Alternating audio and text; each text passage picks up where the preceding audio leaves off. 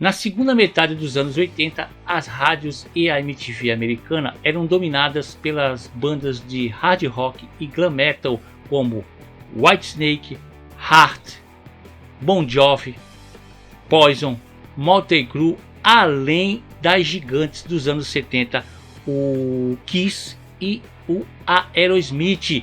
Mas no ano de 1987 iria surgir uma banda que iria deixar os saudosos pela anarquia descontrolada do punk rock eufóricos. Seria uma banda que iria exaltar em suas letras o sexo, drogas, rock and roll e muita bebida. E essa banda, devido às suas letras, ela seria chamada pelas rádios e pela MTV inicialmente como a banda mais perigosa do planeta. E essa banda é o Guns N' Roses, grande banda dos anos 80, ali da segunda metade dos anos 80, e o hard rock dos anos 80, o rock and roll dos anos 80 não seria mais o mesmo depois desse primeiro álbum deles, que é o Appetite for Destruction, grande álbum, que fez muito sucesso por aqui, então virou uma febre. Mas para a surpresa de muitos, acredito até que você, esse álbum não emplacou logo de vez não. Ele demorou um ano praticamente para chegar no topo da parada. E foram muitos os motivos que levaram a isso.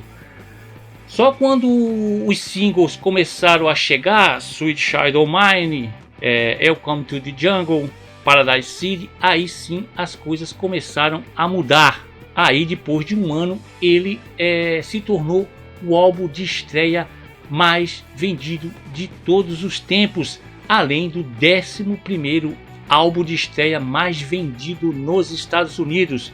Esse danado aqui já vendeu até hoje cerca de 40 milhões de cópias e se tornou também um dos discos mais vendidos de todos os tempos. Esse espetáculo de álbum aqui, ele se tornou um clássico e é um dos mais importantes lançamentos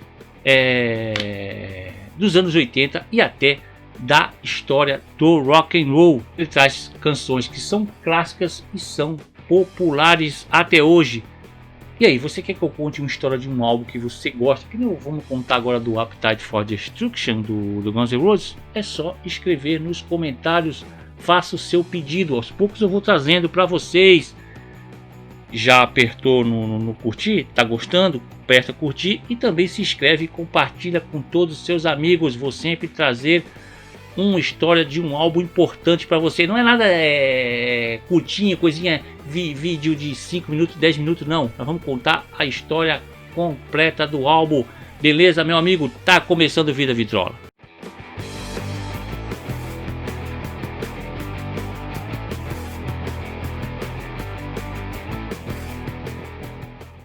No início dos anos 80, a Sunset Strip abrigava diversas casas de show e ali nasceram muitas bandas de glam rock e hard rock dos anos 80. Ali nasceu Stryper, Quiet Riot, Motley Crue, Poison, e ali nasceria uma banda que iria se tornar febre no mundo inteiro e seria o Guns N' Roses. Tudo começou no ano de 1983. Slash e seu amigo de infância, Steven Adler, montam a banda de hard rock Rod Creel. Logo, respondendo a um anúncio de jornal que procurava um baixista, se junta Duff McKagan.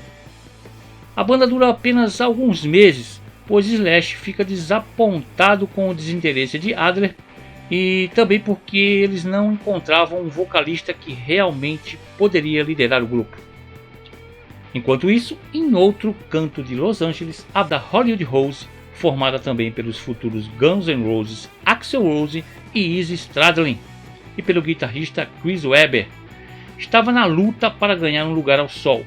Então, um certo dia, o guitarrista Chris Webber acerta sem querer Axl Rose com o braço da guitarra durante um show. Axl, que já começava a mostrar o seu lado nada tranquilo, praticamente expulsa Chris Webber da banda. Slash é convidado para entrar E no dia do primeiro ensaio do Slash, Stradlin, contrariado com a saída do Weber, deixa a banda, junto com Johnny Chris, que tocava regularmente com os caras. Então Steve Adler é chamado para o posto. A banda dura até o final de 1984 e é desfeita quando Axl Rose é convidado para entrar em outra banda da área. Era o L. Guns, que tinha na formação Tracy Guns na guitarra, o baixista Auerbach e o baterista Rob Gardner. Segundo Tracy Guns, o empresário do L. Guns nunca gostou do Axl e queria demitir o cara, e demitiu. Então os caras que moravam naquela época juntos, isso já estamos em março de 1985, se reúnem em uma noite e decidem que vão formar uma nova banda que se chamaria Guns N' Roses. Detalhe, antes de chegarem nesse nome foram cogitados os nomes Heads of Amazon e AIDS. O nome da banda seria a junção dos nomes dos grupos anteriores de Tracy e Axl. Ligaram para o Izzy Stradlin, que já tinha morado com Tracy Guns, e convidam ele para entrar como segundo guitarrista. Pronto! Em março de 1985 nascia o Guns N' Roses. Só que logo nos primeiros shows, o baixista Auerbach pede para sair.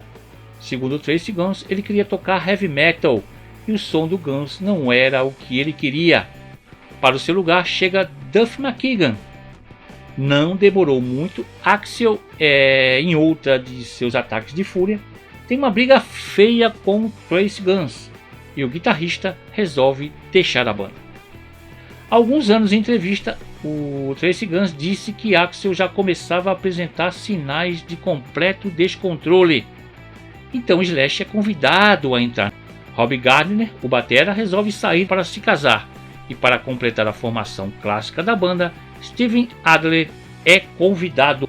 Então no dia 4 de junho de 1985 estava pronta a formação clássica do Guns, formação que todo mundo adora, com Axl Rose nos vocais, Slash na guitarra solo, Izzy Stradlin guitarra rítmica, Steven Adler na bateria e Duff McKagan no contrabaixo. Essa seria a formação que iria gravar o sensacional Appetite for Destruction. E essa formação no dia 6 de junho de 1985 faz seu primeiro show junto.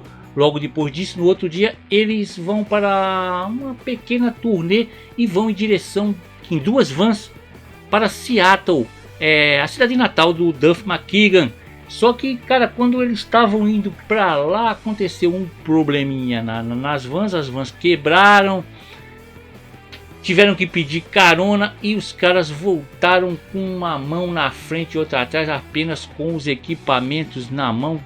Parece que até tiveram que vender equipamento, uma coisa assim. Mas o Duff McKagan diz que isso aí, que essa aventura deles, serviu para mostrar a unidade da banda e que parecia que eles tinham encontrado os caras certos para formar aquela banda.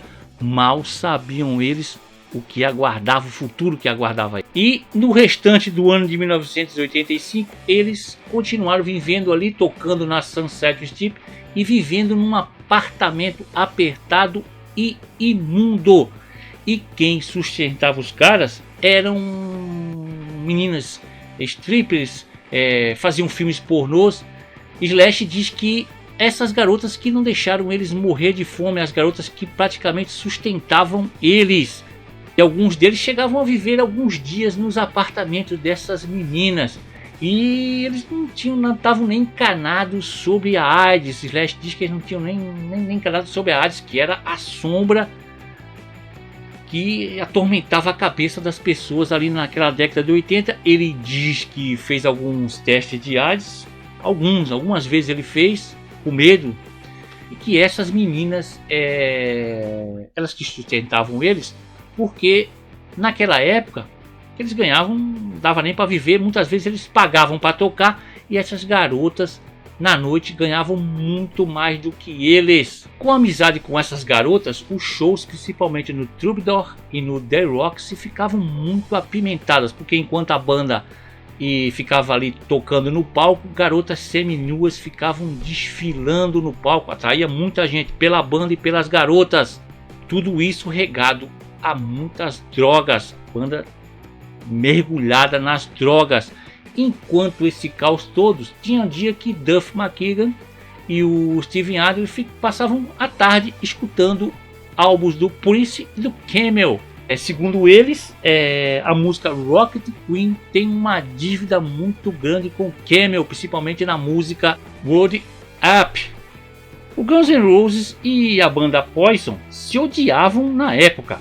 Eles cobriam os folhetos uns dos outros até em postes telefônicos. Tinha um poste que tinha centímetros de espessura de tanto folheto. Um era do Guns, outro era do Poison, um do Guns e assim ia.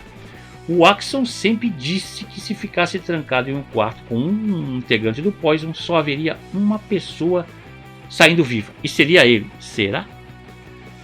Axl já tinha um temperamento bem explosivo. Ele costumava ser um daqueles caras que, se achasse que alguém estava olhando para ele de forma estranha, simplesmente ia até lá e batia na pessoa. Izzy lembra que às vezes as pessoas que ele arrumava confusão nem mesmo tinham olhado para ele. Nessa loucura toda, a banda já havia concluído algumas canções que faziam parte do Appetite, Back of Beach e Don't Cry, que a banda não lançou até 1991. E segundo eles, foi a primeira música composta pela banda. Incrível isso, hein? Don't Cry, a primeira música. Aproximadamente em agosto de 1985, Vicky Hamilton, a empresária da banda, recebeu um telefonema do Slash perguntando se ela poderia esconder Axl no apartamento dela por alguns dias, pois ele estava sendo procurado pela polícia por abuso sexual, acusação que foi retirada alguns dias depois. Só que o que iria ser alguns dias virou 6 longos meses e a banda toda acabou se mudando para a casa dela.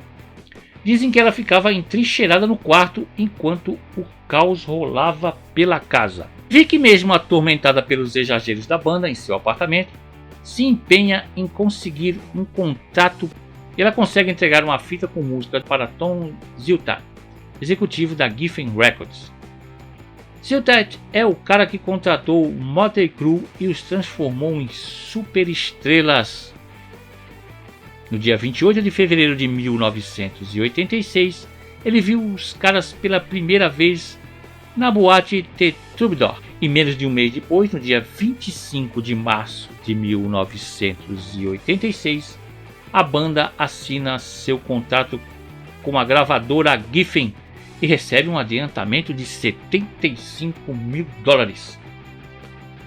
Antes de assinar com a Geffen, eles recusaram uma oferta da Chrysalis Records, que era quase o dobro da Geffen, devido a Chrysalis querer mudar a imagem e o som da banda e a Geffen oferecer total liberdade artística. Só que o que era para ser comemoração pelo contrato assinado virou um inferno. No dia em que assinaram com a Geffen, Axl e Steven brigam feio no apartamento da empresária e destroem a casa dela. Os donos do lugar despejam Vicky e todos os seus hóspedes. Vicky lembra rindo que ela conseguiu um contrato para eles e eles fizeram ela ser despejada. A gravadora então aconselha a banda a mudar de empresário, pilantragem. Axl concorda sobre isso, mas o resto prefere ficar com a Vicky. Mas, infelizmente, ela é demitida e a banda passa a ter como empresário Alan Niven, pessoa que o pessoal do meio dizia ser um cara bem difícil. Tom Ziltat da Geffen contrata o produtor Spencer Proffer por $15 mil para gravar 2 músicas, Night Train e Sweet Child O' Mine, como um teste para ver se a química entre ele e a banda fosse boa. Ele seria o escolhido para produzir o primeiro álbum dos caras. Para você ter uma ideia, em 1983, Spencer produziu o álbum e alcançou o número 1 da América.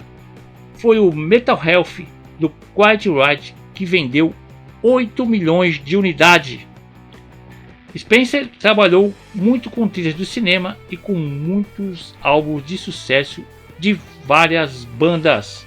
O produtor Spencer Prophet também topou em gravar algumas músicas extras a pedido da Geffen Records. A gravadora queria lançar um EP, um compacto duplo aqui no Brasil, queria gravar esse EP para ver se despertava curiosidade no público antes da gravação do LP do long play. E dessas gravações surgiram demos de Don't Cry, Welcome to the Jungle, Heartbreak Hotel e muitas outras.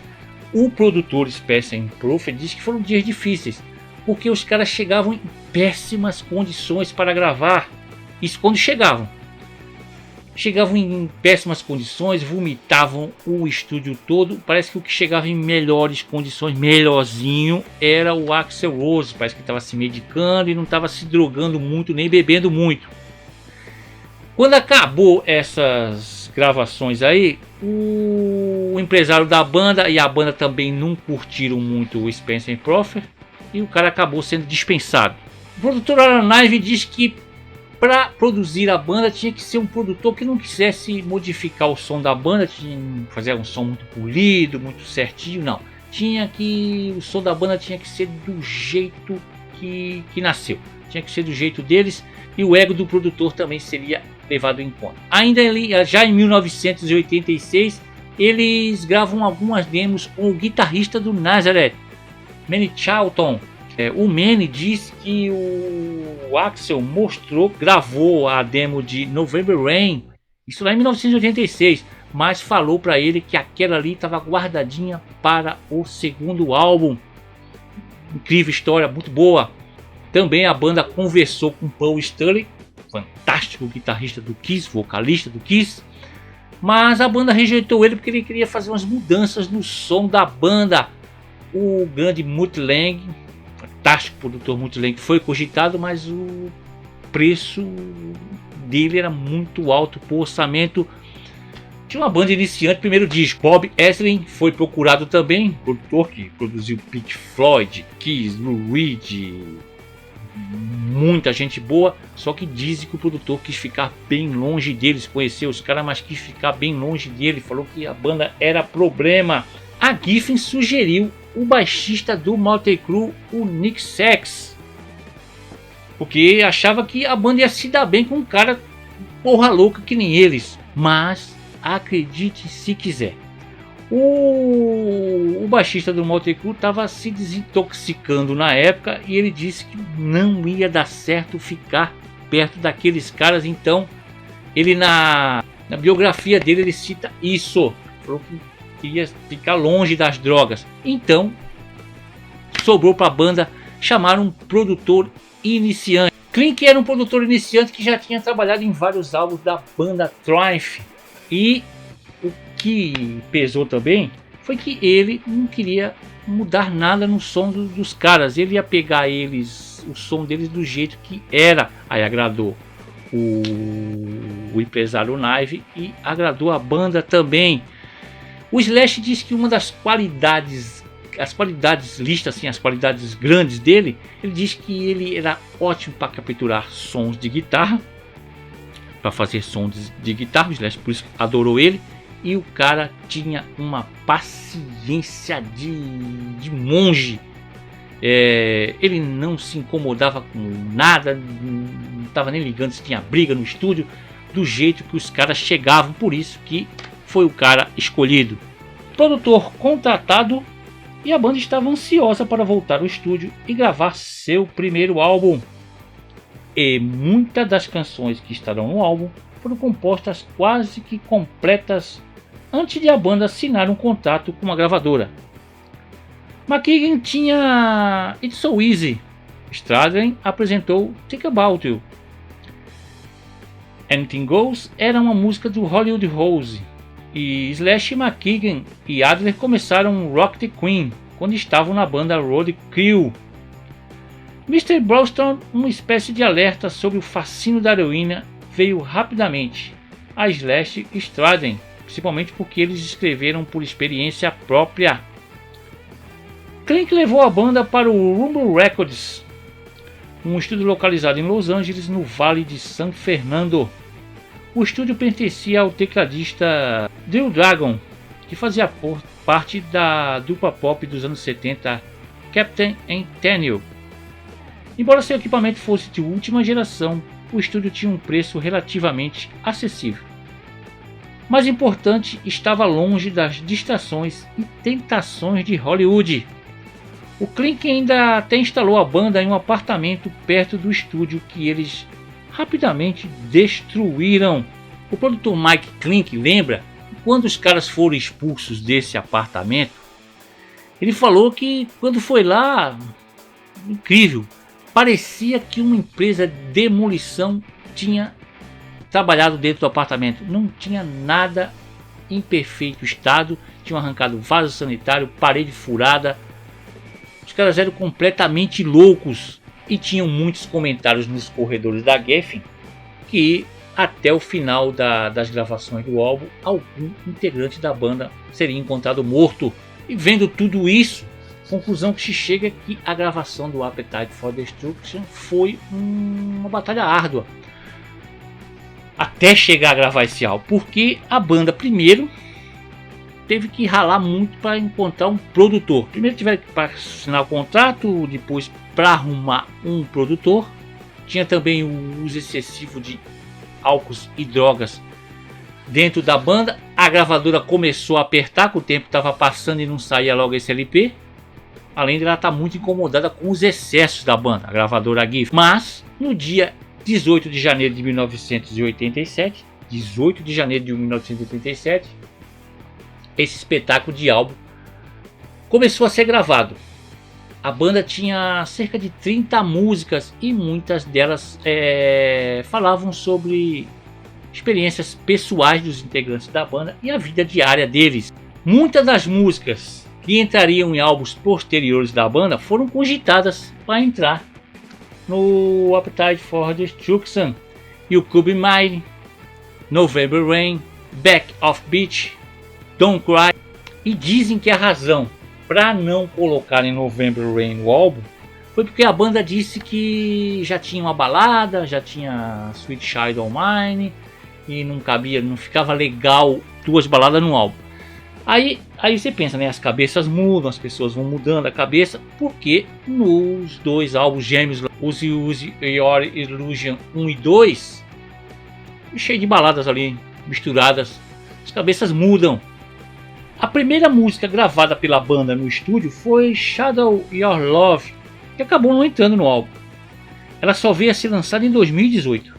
2 semanas foram gastas gravando as bases, com Klink montando os melhores takes. Durante o mês seguinte, Klink trabalhou durante 18 horas por dia, com Slash gravando overdubs à tarde. Slash e Klink passaram horas regravando os solos de guitarra. Na época, Slash ainda não tinha conseguido reunir seu lendário som de guitarra. Ele ainda estava tocando uma guitarra Jackson, muito popular no meio heavy metal, mas não estava entregando o que Klink queria ouvir. Foi necessário alguma experimentação antes de chegarem à combinação clássica Les Paul e o amplificador Marshall, que se tornaria o equipamento principal do Slash. Sweet Child O' Mine foi difícil para Slash acertar no estúdio. Ele diz que levou uma tarde toda para acertar o riff perfeito. De acordo com o Steven Adler, bateria e percussão foram finalizadas em 6 dias. Mas os vocais do Axl levaram bastante tempo, uma vez que ele insistia em gravá-los verso por verso. Tal perfeccionismo acabou fazendo com que o resto da banda desistisse de acompanhar as gravações. Embora as sessões de gravações estivessem correndo até rápido, para espanto da gravadora, que esperava um caos, havia dias em que Axl não aparecia no estúdio e outras vezes em que o pessoal tinha que apartar inícios de confusões entre os músicos. A mixagem foi feita em Nova York. Um dos membros da equipe do produtor, o Mick Ryan, disse que um dia o Izzy Stradlin parou ele do lado de fora do estúdio e perguntou quantos discos ele achava que o álbum venderia. O rapaz pensou que eles não vão tocar na rádio porque todas as músicas têm muito palavrão. Então, com um sorriso encorajador, ele disse: ó, eu acho que vocês vão vender umas 200 mil cópias. Ele falou que o Easy ficou desapontado e falou que pensava em vender 1 milhão. Por incrível que pareça, os dois, tanto o Easy como o técnico, estavam errados. E no dia 23 de junho de 1987, finalmente o álbum ficou pronto. Agora vamos para a capa desse grandioso álbum, Appetite for Destruction. Enquanto a banda se prepara para lançar o glorioso álbum aqui, o Appetite for Destruction, o Axl Rose e a banda estão procurando uma capa que combine com o estilo deles. E o nosso glorioso vocalista, ele tem uma ideia. Ele queria lançar a capa do álbum de estreia deles com o ônibus espacial Challenger explodindo, já que o ônibus espacial explodiu naquele ano 1986. A Challenger explodiu no dia 28 de janeiro de 86, 73 segundos depois de decolar. Todos os 7 membros da tripulação a bordo morreram. Fotos do desastre foram colocadas em capa de revistas e jornais do mundo inteiro por meses. E o Axl pensou que poderia impactar na capa do álbum da banda. Só que a Geffen foi rápida e rejeitou a ideia do líder da banda. A Axl disse que eles disseram para ele: ó, isso é de muito mau gosto e pode nos dar muitos problemas. Aí então, enquanto a banda pensa em uma capa e um título para o álbum, Axl achou em um livro um desenho que chamou logo a atenção dele. E ele acabou gostando do desenho e apresentou para a banda como uma provável capa. Axl disse que isso foi meio que na brincadeira. O título dessa pintura, de 1978, do artista Robert Williams, Appetite for Destruction, que retratava uma mulher vítima de seu algoz, um robô estuprador prestes a ser punido por uma máquina assassina vingadora. Gravadora, banda e empresário ficaram meio que indecisos em imprimir ou não aquela capa. Decidem imprimir apenas 30 mil cópias da capa, que poderia dar polêmica, e preparam uma capa alternativa para um provável problema. Provável não, uma certeza. E foi batata. A capa foi considerada depreciativa e obscena contra as mulheres e foi proibida em vários países, e muitas lojas nos Estados Unidos se recusaram a vender essa capa.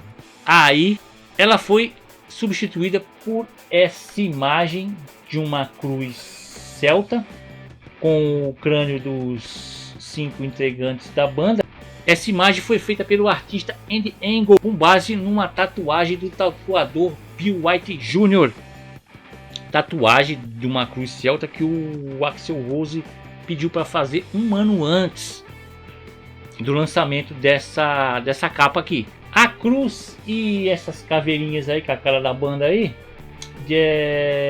o artista diz que foi ideia do Axl Rose. E o nó, aqueles nozinhos que tem ali na cruz, é uma referência ao Thin Lizzy, banda que Axl Rose adora. Agora vamos para as músicas desse grandioso álbum. Você sabe que todo álbum tem um lado A e o lado B, todo vinil, mas esse não. Esse a banda fez o lado G e o lado R, o lado Guns e o lado Roses. O lado G tem as músicas que tratam de drogas e da vida difícil na cidade, é o lado Guns. E o lado Roses, as músicas falam de amor e relacionamentos. Ficou legal, ficou legal. O lado Guns, músicas com letras mais pesadas.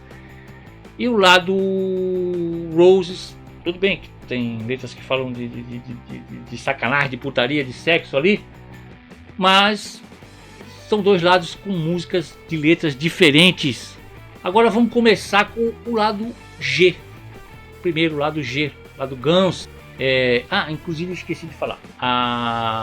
Todas as músicas, tá nos créditos, todas as músicas são da banda inteira, Guns N' Roses.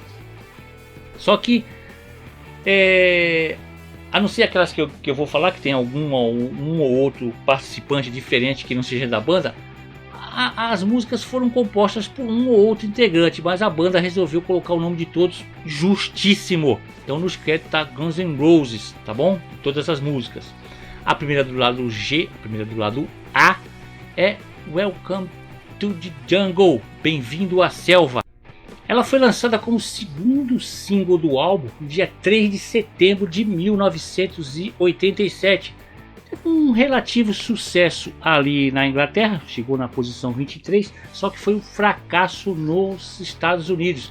Só foi ter um sucesso um ano depois, quando ela foi relançada em outubro de 1988, isso depois da Sweet Child O' Mine arrebentar nas paradas. Aí sim ela chegou na posição 7 da Billboard. A abertura desse som, já com os ecos da guitarra do Slash, o grito potente do Axl, já mostra o que viria nesse espetacular álbum. Axl diz que a inspiração para essa música foi em 1980, quando ele e um amigo saíram de Indiana e estavam chegando em Nova York. Quando desceram do ônibus, um morador de rua, querendo assustar os jovens garotos, já gritou: ei garoto, vocês sabem onde estão? Vocês estão na selva, vocês vão morrer. O amigo do Axl, o Jack Gary, deu uma versão diferente para esse fato. Ele disse que o Axl estava chegando em Los Angeles, pegou uma carona com um caminhoneiro e isso foi o Axl que contou para ele. Foi o que ele falou na rádio. Quando ele desceu do caminhão, o caminhoneiro falou para ele: boa sorte, garoto, você chegou na selva, bem-vindo. Essa é a versão. O Axl Rose concluiu a letra quando estava em Seattle, o que lhe deu uma perspectiva sobre o tamanho de Los Angeles. Essa música é sobre Los Angeles. Ela expõe o lado negro da cidade que muitas pessoas encontram quando vão lá em busca de fama. O Guns conhecia bem esse lado da cidade. Em 1985 eles moravam em um lugar na Sunset Boulevard, em Los Angeles, que se chamava Hell House. A casa estava sempre cheia de drogas, álcool e prostitutas. Enquanto a banda tentava escrever material para o álbum, Axl se lembrou de um riff que o Slash tocou quando morava no porão da casa da mãe dele, da mãe do Slash. Ele tocou e a banda rapidamente estabeleceu as bases para a música, enquanto Slash continuava criando novas partes de guitarra para ela. Duff McKagan contradiz isso em sua autobiografia It's So Easy, é tão fácil, e outras mentiras, de 2011. Vou colocar até o link na descrição, dizendo que grande parte da música era de uma canção chamada The Fake, que ele escreveu em 1978 para o Vans, uma banda punk que ele fazia parte. Ele também disse que foi a primeira música que escreveu e que Axl era muito aberto. Ele não era do tipo: eu sou o cantor, devo escrever todas as coisas. Naquela época ainda não tínhamos egos. De acordo com o Slash, a música foi escrita em aproximadamente 3 horas e ele, Slash, se lembra de Stradlin também trabalhando na música, em várias versões. O vídeo da música, gravado no dia 1º de agosto de 87, retrata a jornada de Axl Rose da pequena cidade de Indiana, chegando nas ruas difíceis de Los Angeles. Adicionou um ar de perigo e místico à banda. Inicialmente, o álbum e o single duraram quase um ano sem um bom desempenho, como já falamos lá no início. Só quando o fundador da Geffen, o David Geffen, foi convidado a dar apoio à banda, isto já estamos em outubro de 88, ele foi pessoalmente conversar com os executivos da MTV para tocarem Welcome to the Jungle, fora dos horários de mais audiência. Mesmo que o vídeo tenha sido reproduzido inicialmente apenas uma vez às 4 da manhã, de domingo, os fãs de hard rock perceberam logo que a música era muito boa e começaram a solicitar o vídeo e a música em massa. Foi aí que ela explodiu. A segunda do lado A é It's So Easy. Essa é da banda do Guns N' Roses e agora tem um compositor diferente, que era o Wes Arkin, que era um parceiro da banda. Ela foi lançada como o primeiro single do álbum, foi lançada só na Inglaterra, teve uma posição ficou na posição 84, não foi muito bem. A música foi composta praticamente pelo Duff McKagan e pelo West Arkin. Esse cara era conhecido como o sexto membro do Guns N' Roses, Axl Rose, Slash, todo mundo fala isso. Era conhecido como o sexto membro do Guns. De acordo com uma entrevista do Duff McKagan em 1988, a música fala sobre uma situação que Duff McKagan, West Arkin e toda a banda estavam vivendo naquela época, na época que compuseram a música. Eles viviam como parasitas daquelas garotas que praticamente sustentavam eles, e diz que as coisas eram muito fáceis, tudo que eles queriam elas davam para eles. Em uma entrevista em 2006, o Axl Rose disse que McKagan e Arkin escreveram a canção originalmente como uma canção acústica, e que foi decisão do Slash transformá-la em uma canção rock and roll plugada. McKagan afirmou que Arkin o ensinou sobre técnicas de afinação diferentes, e é por isso que ele tem crédito de compositor nela. Arkin foi também coautor de Patience, The Garden, Yesterdays.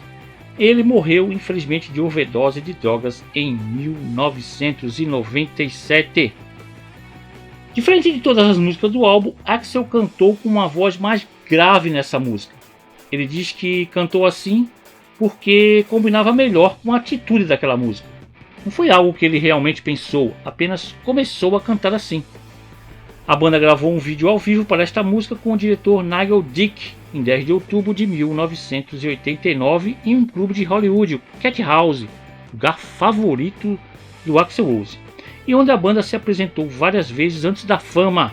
A letra de It's So Easy fala sobre como as coisas se tornam tediosas quando tudo é fácil demais. A terceira do lado A, o lado G, é Night Train, Trem Noturno. Essa foi o quinto single do álbum e foi lançada no dia 29 de junho de 1989. Chegou na posição 93 da parada da Billboard. Ela também é considerada uma das músicas preferidas entre os fãs. A ideia original para a música surgiu quando Slash e Izzy Stradlin escreveram o riff principal enquanto estavam sentados no chão da sala de casa. No dia seguinte, Slash estava doente, então Stradlin terminou de escrever a música com Duff McKagan. No entanto, eles não escreveram nenhuma letra, só tinha música. A música permaneceu incompleta até que uma noite, quando a banda estava caminhando pela Sunset Strip depois de um show e compartilhando uma garrafa de Night Train. Night Train é uma bebida muito barata com alto teor alcoólico que a banda bebeu muito antes e enquanto gravava o álbum. Então alguém gritou ali, estou no trem noturno, e toda a banda se juntou com Axl improvisando as falas. Assim, Night Train nasceu após essa inspiração inicial e a banda terminou a música em um dia. De acordo com a autobiografia do Paul Stanley, guitarrista do Kiss, quando o Paul Stanley se encontrou com eles aquela vez lá para tentar produzir a banda, ele aconselhou o Axl Rose a mudar o refrão da música.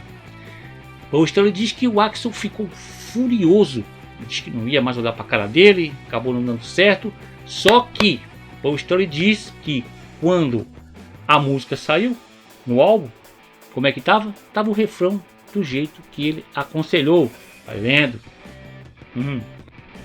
A letra da música fala de como eles eram tão pobres, não tinham dinheiro para comprar bebida boa nenhuma, que a única bebida que eles podiam comprar era o Night Train, que era uma bebida muito barata na época, até hoje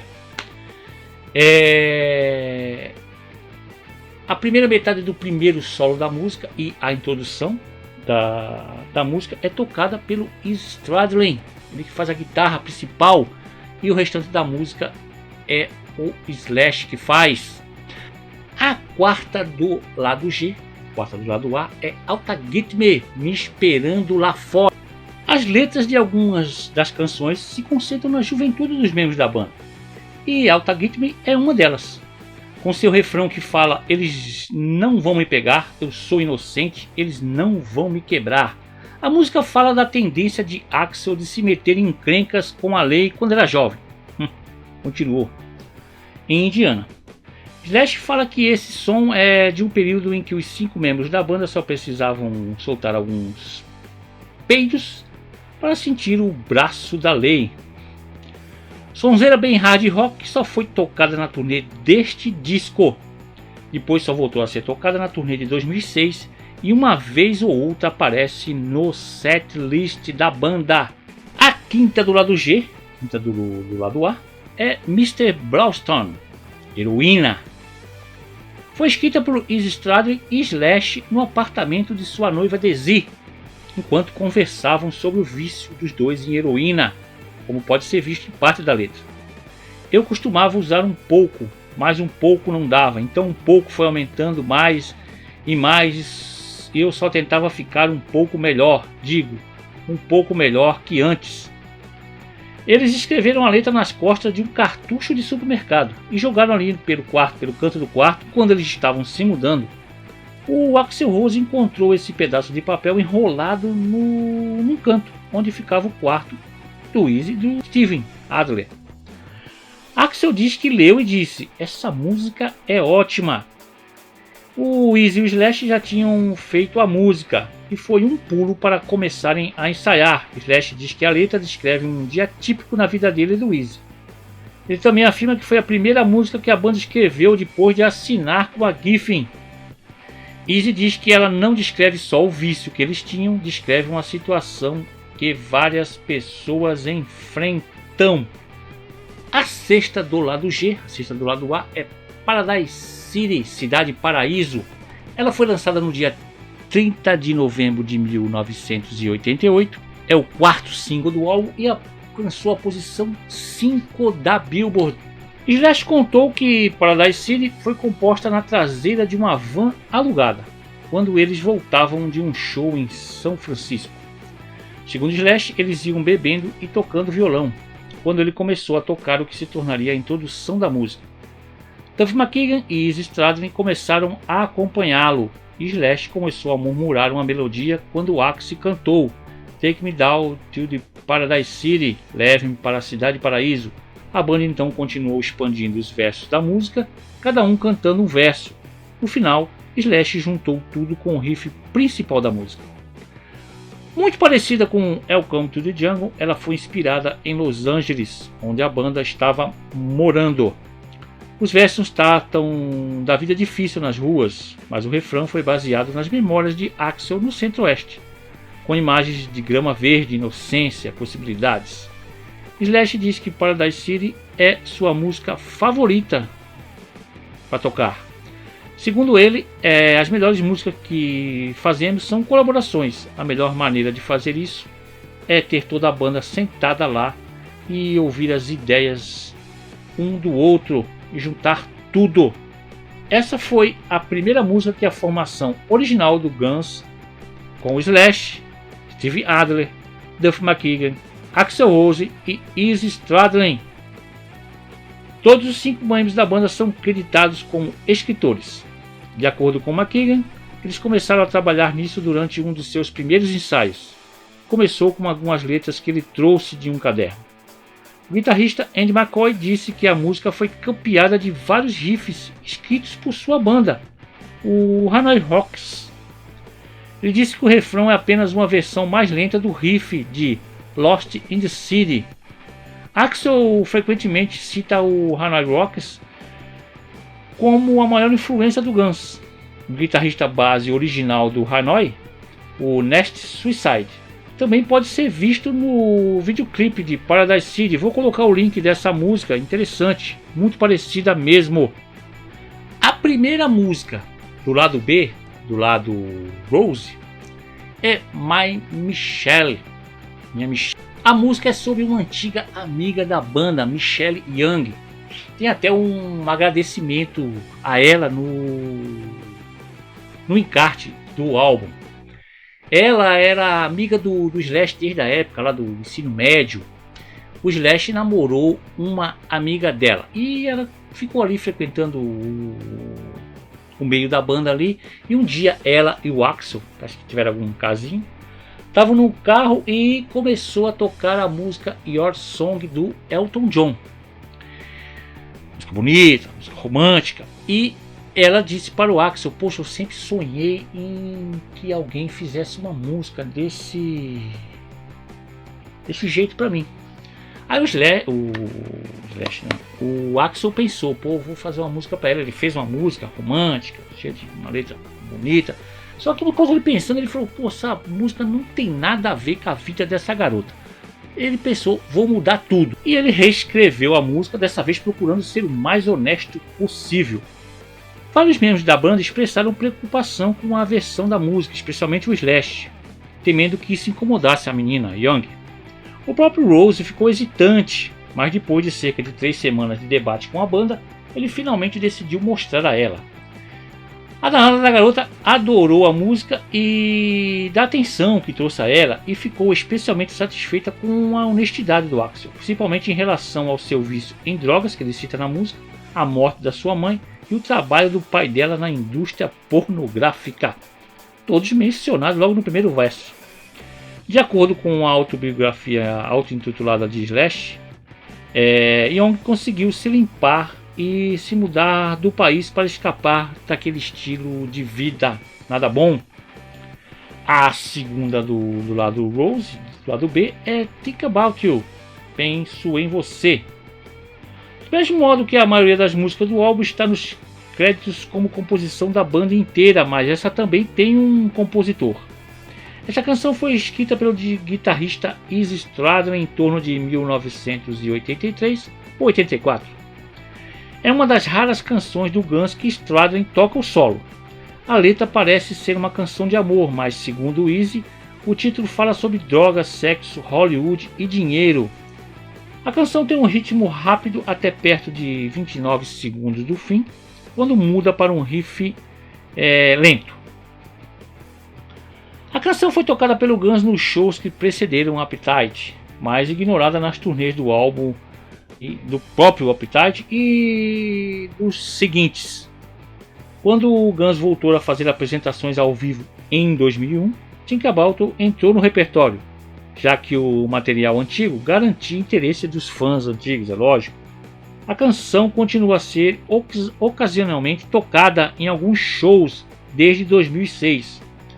Com certeza, essa música é a mais esquecida do Appetite pelos fãs e pela banda. Aí finalmente chegamos na terceira do lado B, a terceira do lado Rose, Sweet Child Mine. Espetacular música, Minha Doce Criança. Foi lançada como o terceiro single do álbum no dia 17 de agosto de 1988, e essa música mudou tudo na história da banda. É a única música do Guns que chegou na primeira posição da Billboard, chegou na sexta posição na Inglaterra.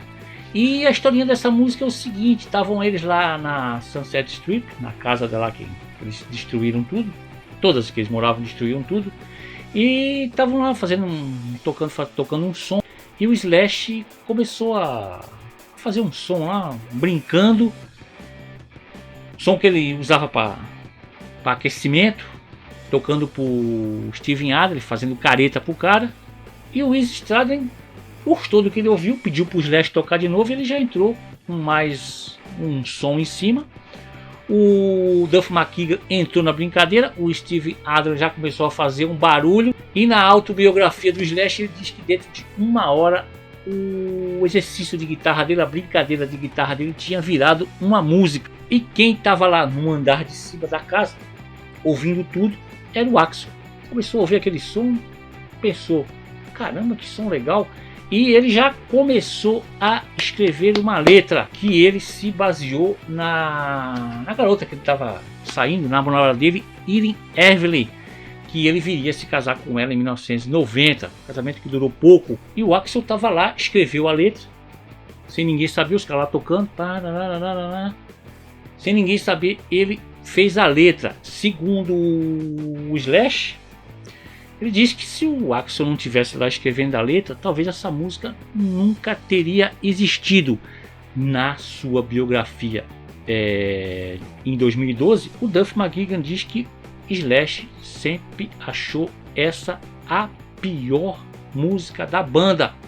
Acredite se quiser. E o próprio Slash, em entrevista, disse que sempre odiou essa música, mas ela se tornou a música mais amada da banda. Quando a banda gravou as demos com o produtor Spencer Proffer, ele sugeriu adicionar uma pausa no final da música.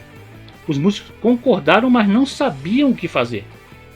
Ouvindo a demonstração, o Axl, que estava ali incomodado, o produtor se metendo, ele começou a dizer para si mesmo, falando para ele mesmo, falando sozinho: para onde vamos? Para onde vamos agora? E o Proffer sugeriu que ele cantasse aquilo, colocasse na música. E ficou, viu? O vídeo de Sweet Child O' Mine mostra a banda ensaiando cercada por membros da equipe. Todas as namoradas dos membros da banda na época foram mostradas no clipe. O cachorro do Strider também foi apresentado no vídeo. O vídeo fez sucesso na MTV e ajudou a lançar a música nas rádios mainstream. Em julho de 2020, o videoclipe da música tinha mais de 1 bilhão de visualizações no YouTube. Essa música, eu lembro que fez a banda virar uma febre aqui no Brasil. Você andava pela rua e frequentemente encontrava um garoto ou uma garota de bandana ou com a camisa do Guns. Para tornar Sweet Child O' Mine mais vendável para as estações de rádio na época, a música foi editada e cortada de 5 minutos e 56 para 4:13 para uma edição remix, com grande parte do solo de guitarra do Slash removido. Isso atraiu a ira da banda, que reclamou muito, mas a Giffen fez isso para atrair um público mais pop, já que a música tinha um apelo pop. Em 2015, a página do canal de TV australiano Max publicou um artigo dizendo que Sweet Child O' Mine tinha sido inspirada numa canção da banda australiana Australian Crow, uma música deles. E isso aí gerou uma polêmica, um debate, até o baixista do Guns, o glorioso Duff McKagan, fez um comentário lá. Ele diz que tinha ficado impressionado a semelhança das duas músicas, mas ele nunca tinha ouvido o som da banda australiana.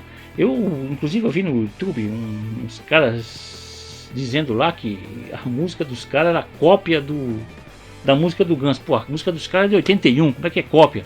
E o solo dessa música fez uma propaganda violenta da Gibson Les Paul. Depois de sair, dessa música estourar, o Slash lá tocando a Les Paul, tudo quanto era guitarrista que estava começando queria tocar a Gibson. O Slash disse que a cartola que ele usa, que a gente, o Slash teve, não. O Slash diz que o uso da cartola é uma homenagem ao guitarrista da banda T-Rex, Mark Bolan. E a famosa dança do Axl, a dancinha do Axl, ele copiou do vocalista da banda Shark, o Richard Black. Como dizia Chacrinha, nada se cria, tudo se copia. A quarta do lado B, a quarta do lado Rose é You Crazy, você é louca. Originalmente escrita como uma versão blues, lenta e muito legal, que apareceria no EP Lies de 1988. You Crazy perde muito de sua qualidade com a velocidade exagerada como foi colocada no Appetite. A versão básica da música, que foi para o álbum Lies, é a favorita do Steve Adler e do Slash. Fala de alguma garota que deixou os caras da banda muito loucos. A quinta do lado R, a quinta do lado B é Anything Goes, música que é da banda do Guns e do Chris Webber. Vai acontecer de tudo. Anything Goes é uma das canções mais antigas do repertório da banda, vem do ano de 1981. Costumava ser chamada de My Way, Your Way, e foi escrita originalmente quando Axl e Izzy Stradlin ainda estavam na banda Hollywood Rose. Axl diz que a banda não estava a fim de colocar essa música no álbum, mas o Tom Zutaut, homem forte da Giffen, né, estava inflexível e disse que ela tinha que ir para a bolacha. Então a banda teve que gravá-la e a letra da música Axl mudou na noite anterior da gravação. A letra fala de um ato sexual. A sexta do lado B, a sexta do lado Rose, é Rocket Queen, Rainha Foguete. Slash declarou em sua autobiografia que ele e Duff McKagan escreveram o riff principal de Rocket Queen quando eles estavam na banda Rod Creel com o Steve Adler. A Rainha do Foguete é uma garota chamada Barbie Van Gruff, pelo menos de acordo com as notas do encarte do Appetite, que agradecem a Barbie, Rainha do Foguete. Barbie Van Gruff, amiga de longa data do Axl, acolheu ele nos primeiros dias e ajudou ele a sobreviver. Axl, em gratidão e amor, escreveu a música, tirando o título da própria banda da Van Gruff. Axl falou isso em 1988. A última parte da música é minha mensagem para essa pessoa, ou para qualquer outra que possa tirar algo disso. É como se houvesse esperança em uma nota de amizade no final da música. Tem uma lenda nessa música, não é lenda, é verdadeira, que tem uns sons de sexo, de alguém fazendo sexo no meio dessa música. E quem é o protagonista desses sons todos é Axl Rose e uma garota chamada Adriana Smith. Adriana Smith era uma garota que o Steve Adler estava saindo, estava ali tendo umas coisinhas com ela. E naquela noite de gravação ela foi no estúdio porque ela estava com raiva do Steven Adler, que parece que ela queria se vingar dele porque ele tinha traído ela, segundo ela. Ela chegou lá, o Axl fez a proposta para ela, falou que era pela arte. O Axl parece que já estava pegando ela também e topou. Entraram numa salinha lá, uma salinha de gravação, colocaram os técnicos colocaram o engenheiro de som lá, o produtor nem estava. O engenheiro de som disse que não ia ficar para acompanhar aquilo, não queria fazer parte daquilo. Os técnicos colocaram os microfones no chão e o Axl ficou com ela lá. Fizeram o negócio, os caras gravaram e a garota, depois de entrevistas, ela disse que ficou marcada a vida dela toda por causa disso, que usou drogas, bebida. Ela se arrepende muito do que ela fez. Nessa história muito louca dessa música. Aí, meu amigo, no dia 21 de julho de 1987, esse espetáculo de álbum foi lançado e já foi um sucesso imenso. Não foi bem isso aí, não. O álbum estreou na posição 182 da Billboard em agosto, só em agosto, um mês depois, na posição 182. MTV não queria tocar o clipe, passar o clipe do Welcome to the Jungle. Notícias muito poucas saíram, tocava um pouquinho ali na Califórnia. E quando chegou o final do ano de 87, o disco só tinha vendido 250 mil cópias. Estava tocando em lugar nenhum, um ou outro lugar estava tocando, que estava ajudando é que eles estavam abrindo shows para outras bandas, estava divulgando um pouco, sendo os próprios shows deles, e a gravadora já começou a apertar o empresário Al Niven para a banda parar e já entrar em estúdio para gravar o segundo álbum, já que com a banda de estreia 250 mil cópias estava muito bom. O Aerosmith, o Def Leppard e o U2 eram alguns dos queridinhos das rádios na época, além de que parte da crítica americana sentou a lenha no álbum e na banda, dizendo que eles eram uma mistura inferior de bandas como o Aerosmith, Hanoi Rockers e AC/DC. O Reino Unido já foi bem recebido, com elogios de grande parte da crítica. A MTV temia que se tocasse o Guns N' Roses, eles seriam expulsos dos canais de TV a cabo pequenos de pequenas cidades. Mas em uma tentativa desesperada, a banda vai até o dono da Giffen, David Giffen, se ele poderia ajudar a conseguir que a MTV tocasse a Welcome to the Jungle.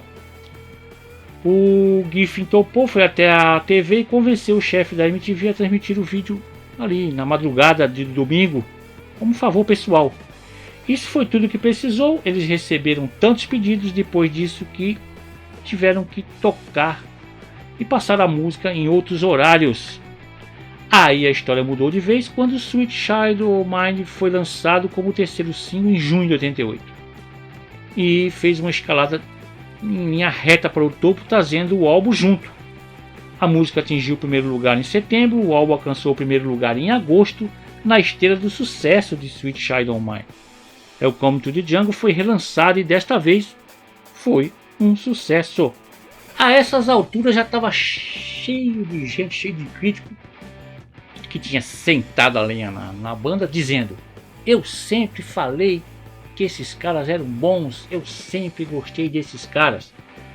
Aí a crítica já começou, apareceu gente de todo lado elogiando o álbum, elogiando principalmente as letras variadas, melodias muito boas, vocal estridente, guitarras gêmeas potentes, um contrabaixo à la punk rock, uma bateria que deixava os outros membros da banda muito à vontade para tocar. E essa mistura toda desse grande álbum aqui, que tem influências de Aerosmith, AC/DC, por aí vai, um grande álbum de hard rock dos anos 80. Esse álbum chegou ao topo da parada somente um ano depois de ser lançado. É o disco de estreia mais vendido da história.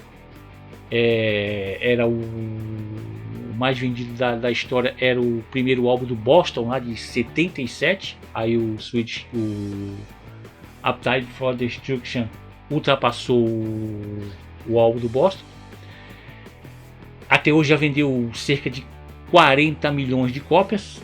É um dos álbuns mais vendidos de todos os tempos, sem dúvida. A turnê durou 16 meses e só foi acabar em dezembro de 1988. Vê, ali pertinho de quando o álbum chegou no topo, que os caras já estavam cansados, e acabou a turnê.